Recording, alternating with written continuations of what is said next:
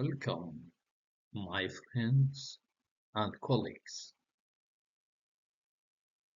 to introduce the aspect of thermal design for the boreholes in a geothermal heat pump. In this episode, I will introduce the characteristic of a borehole heat exchanger and its installation in the ground, accompanied by its main components to construct a heat exchanger that is called borehole type, which is a vertical heat exchanger.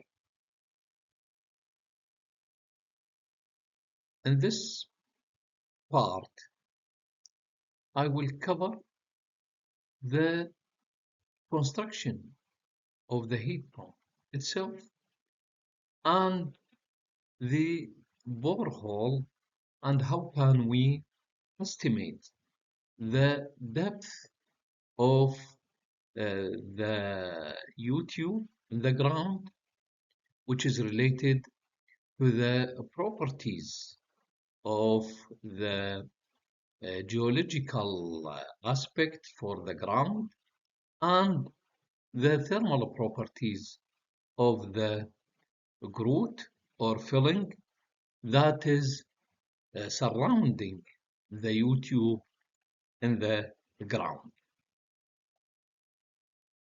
Thank you for continuous support and let us keep on this series of videos in this field, which is the renewable energy source called geothermal energy.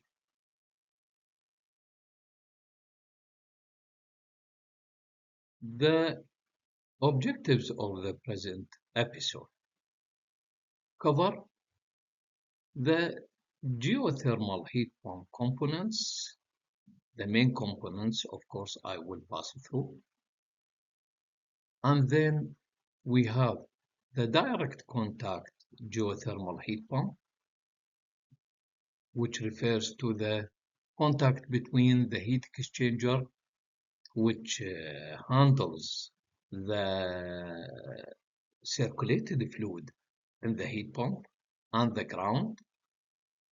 Then we will go through the estimation of the depth for this heat exchanger, which is in effect, we are calculating the surface area of the heat exchanger to achieve a certain heat or cool load.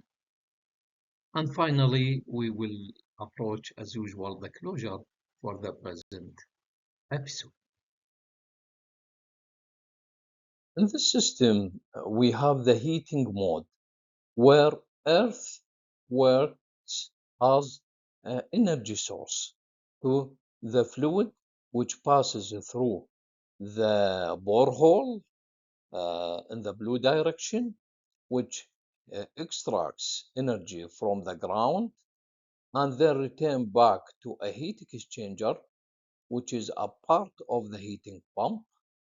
Then this fluid will give energy to another circulated fluid, which we have explained in the previous slide, and then that will provide energy to space. In that way, we have extracted energy from Earth and transferred to the, for example, domestic use in this example, then heat can be transferred from ground to the utility. In this case, we have the utility as heating for um, house or maybe in a restaurant or other applications. So this is the heating mode, how the heating mode operates. Here we have a vertical heat exchanger, which is called borehole heat exchanger, that is installed vertically uh, inside Earth. It is composed of uh, YouTube, and the YouTube is installed inside a bore, surrounded by grout material, and this grout material should be conductive material to facilitate heat transfer and conduction between the soil, the external part as shown in this figure, and the tube itself. So in that sense, we are uh, extracting energy from the soil, which represents the earth structure, conducted to the grout, through the grout material, to the tube surface, all of that in conduction, and then by convection to the fluid which is passed inside that YouTube, and it could be water, shown in the right hand side photo, water inlet and water outlet, water inlet representing the blue one, and the outlet is the green one. So hot fluid or hot water, we will get it from that bore hole, and can be used for heating purposes. Almost similar system can be used for cooling system as well. Here we have the condenser, which represents the fourth main part of the heat pump itself. So we have the underground heat exchanger, the borehole, represents the condenser, and the other parts which compose of evaporator, compressor, and expansion valve, represented by the other side, which is out of the ground. Then what we have, the ground part represents a condenser. Here we have the refrigerant vapor, which is circulated in the heat pump, passes through the inlet part of the heat exchanger through the red line, and then it reject energy to the ground, of course, through the filling or the grout to the ground, and then returns as a liquid refrigerant to complete the closed circuit of the heat pump. Again, this is a DX geothermal condenser because we didn't need an intermediate fluid to transfer energy to the ground, because the main principal part which represents the fluid that is circulated in the heat pump is the liquid which passes through the heat exchanger. The borehole depth estimation for a single YouTube.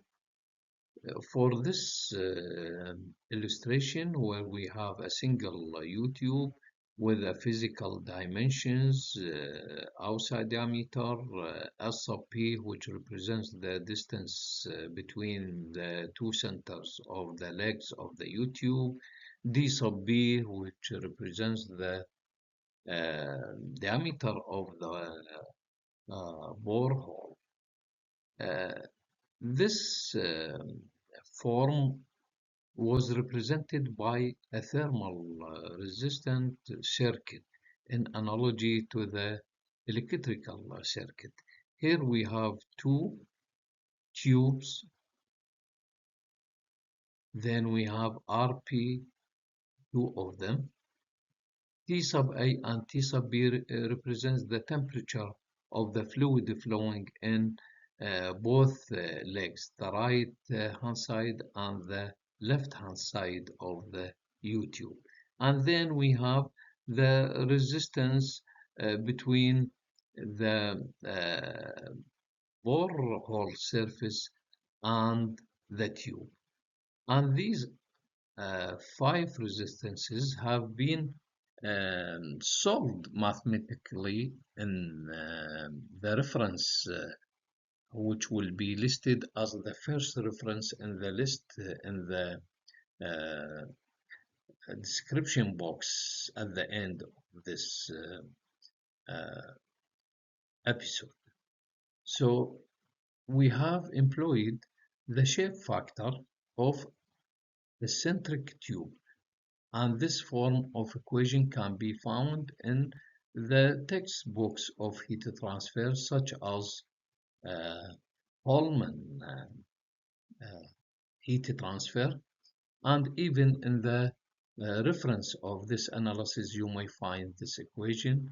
And then the resistance of an offset tube is 1 divided by S sub F K sub G, where K sub G represents the thermal conductivity of the grouting material. The solution for the mathematical equations for these resistances have produced a thermal resistance between U-tube wall and the borehole boundary as R sub F equal R sub off divided by sigma. And we have obtained R sub B, which represents the thermal resistance of the borehole, equal R sub P, which represents the thermal resistance of the pipe, plus R sub F divided by 2 sigma. And the analytical solution for the thermal resistance circuit, we have assumed that T sub A equal T sub B with and it is equal to constant. T sub A, it means the temperature of the fluid in one leg, and T sub B, the temperature of the fluid in the other leg of the U-tube.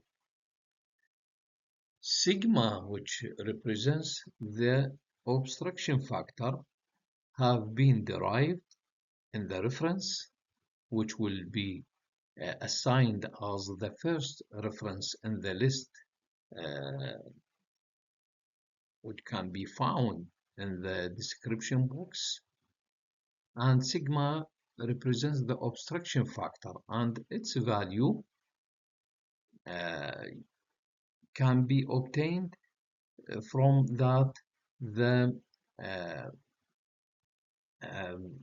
heat transfer obstruction, which is transferred from one tube leg to the boundary of the grouting material, in a form that there is a sort of divergence for the heat transfer, and then that will leave an envelope surface area not exposed to the heat transfer process between the first leg and the boundary. And similarly, we have the same thing for the left-hand side leg of the tube with the boundary. Then sigma usually is greater than 0 and less or equal to 1. Sigma usually will end to a value which equal to unity when there is no obstruction object, since the thermal beam divergence angle alpha, as shown in the illustration, tend to 0. Therefore, usually we have sigma is greater than 0 and equal or less to 1. You may find the reference for this analysis at the end of the uh, um, this video in the description box. To verify the model, let us assume that there is a heat pump coupled with the heat exchanger and it is used for cooling purposes of a space with the following conditions.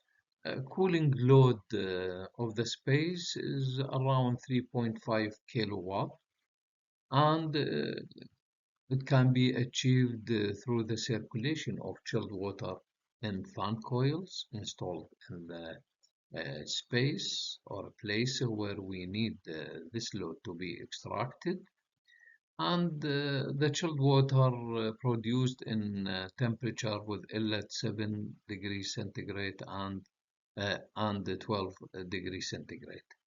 Of course, the return water will be at a higher temperature of 12, and then after cooling, it will be at 7 degrees centigrade before discharging to the utility where we need to cool down the space.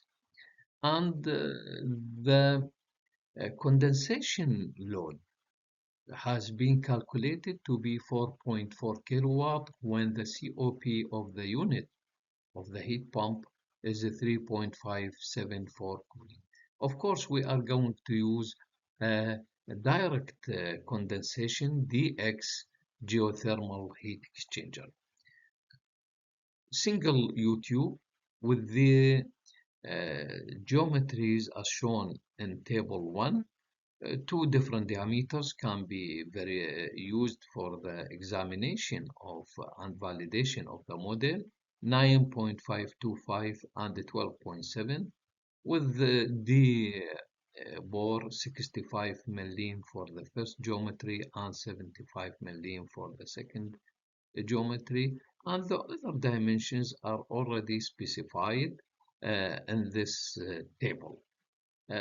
We have chosen to use a thermal conductivity of the grouting material between 0.73 watt per meter Kelvin and 1.9 watt per meter Kelvin. And this range is a quite good range for the examination of to see the effect of the thermal conductivity of a grout material on the performance of the geothermal heat exchanger. In this unit, we have circulated Freon R410A in a heat pump and the DX system, which represents the condenser as the borehole is used for that, with a heat transfer coefficient of condensation corresponds to 3000 watt per meter square Kelvin. With these characteristics of the fluid and the unit and the DX heat exchanger, we have used the present model, and it has been also compared with available correlations in the open literature. Calculation comparison sample has been deduced from the data which has been obtained for this model and compared with other models. Here we have the grout-specific resistance, which is represented by R sub F. For WF, wall thickness and is compared to the diameter 14.29 with SP divided by D naught equal to 3.3.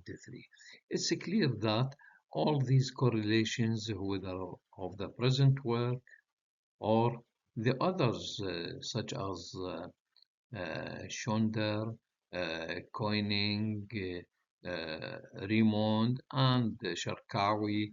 All of these have the same trend, but with different values. And it's clear that there is a big difference between the, the minimum and maximum values, and all of them show that the trend showed an reduction in the group specific resistance with uh, increasing the thermal conductivity of the grout material. Here we have the borehole thermal resistance. Again, we have the same trend, and the present model, which has been already described, um, almost occupy the in between the maximum and minimum values. The maximum were by Schonder and both Beck, and the minimum was produced by Koenig equation, and our model has been situated at the middle almost between the maximum and minimum. Of course, that will give you an indication that the borehole resistance decreases with increasing the thermal conductivity, and this variation will force us to be careful when we want to select any model to do our thermal design. The model has been described in more details in this reference. And this reference will be the first of the list of references which I will put them in the description box below this video. The total thermal resistance is required to calculate the heat exchanger depth. We have found that the borehole thermal resistance is composed of two resistances, that is the R sub P, which represents the convection and conduction part of the pipe, plus the filling resistance. And to get the total specific thermal resistance, we have to add the ground thermal resistance, and finally we will obtain a form to calculate the total thermal resistance in terms of the borehole thermal resistance and the ground thermal resistance. Of course, these values are in that the thermal resistance in terms of meter Kelvin per watt, that is the thermal resistance per unit length. It has been found that after 1 year of operation, the borehole or the ground heat exchanger and the heat transfer process will approach a steady state condition. And it has been found that 0.053 meter Kelvin per watt represents the thermal or the specific thermal resistance of the ground when the thermal conductivity of the ground was 2.42 watt per meter Kelvin. This value of thermal of the ground thermal resistance will be used in the present analysis. Q dot condensation equal to the mass flow rate of refrigerant that is circulated in the geothermal heat exchanger and the heat pump times the latent heat of evaporation of the fluid. And to get the Q, which is the heat loading watt per meter, we need to calculate or to know the value of delta T mean. Delta T mean represents the temperature difference between the soil and the fluid that flows inside the tube. The temperature in the ground uh, below 6 meters is roughly equal to the mean annular air temperature at that altitude. And usually it is range between 10 to 16 Celsius. To construct the objectives of the present analysis and this episode, uh, we will assume that the temperature difference, delta T mean, equal to 14 degree Celsius, and then it will be utilized to calculate Q, which represents the heat loading. The borehole then can be calculated from the condensation heat load divided by Q. With the value of delta T mean equal to 14 Celsius, uh, we may calculate the heat loading, and then we will calculate the depth of the heat exchanger.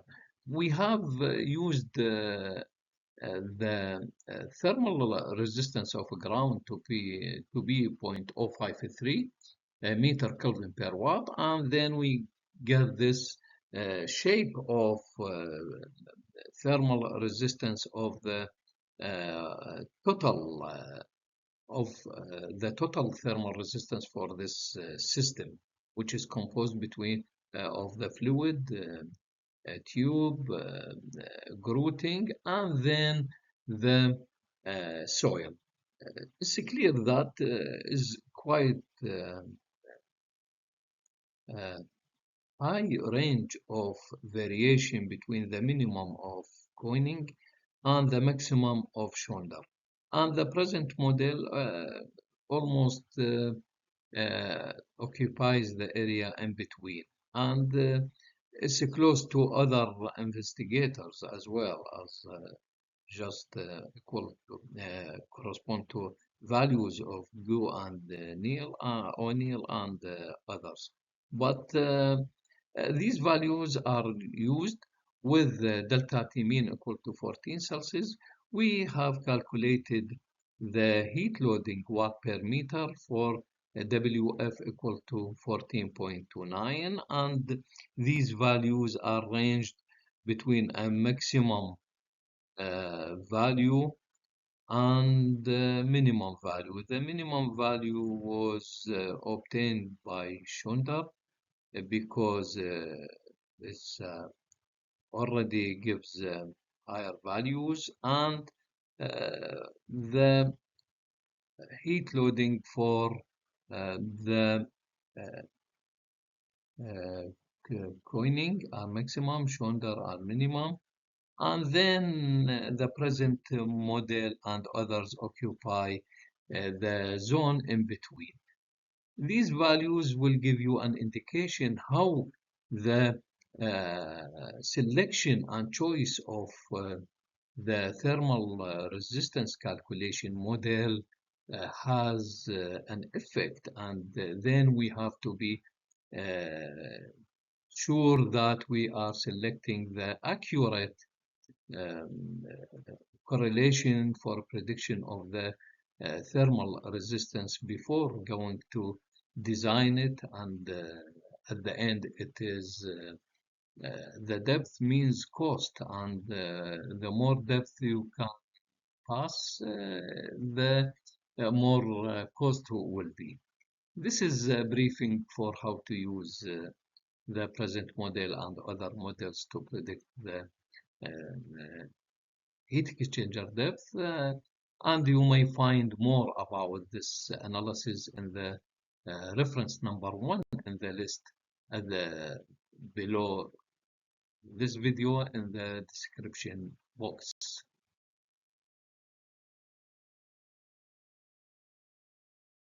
My friends and colleagues, we have arrived to the final part of this video, which is related to the closure.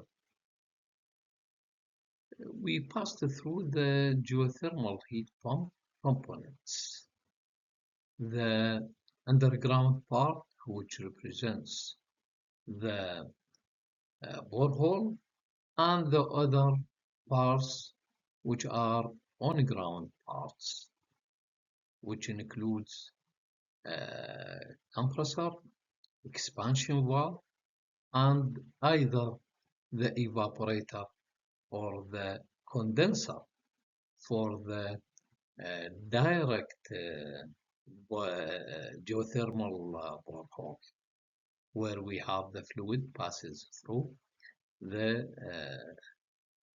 tube, the U-tube, and is the same fluid which is circulated in the heat pump itself. That's what we call the direct contact geothermal heat pump. And I used one of my published correlations to predict the depth of the single U-tube, and it was compared with other published correlations for specific conditions of the heat load and the physical dimensions of the borehole.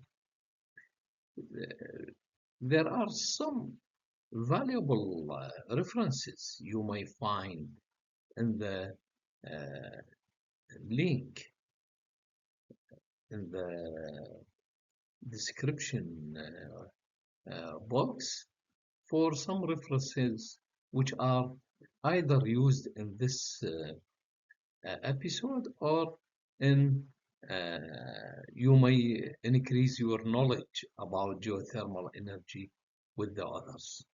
And usually I put the reference which has been discussed in this episode as the first reference in the list. If you feel that the information and the thermal design is useful to you and others, please subscribe to the channel and share it with your friends, and we hope can achieve the main goals of our for the creation of our channel. Bye bye.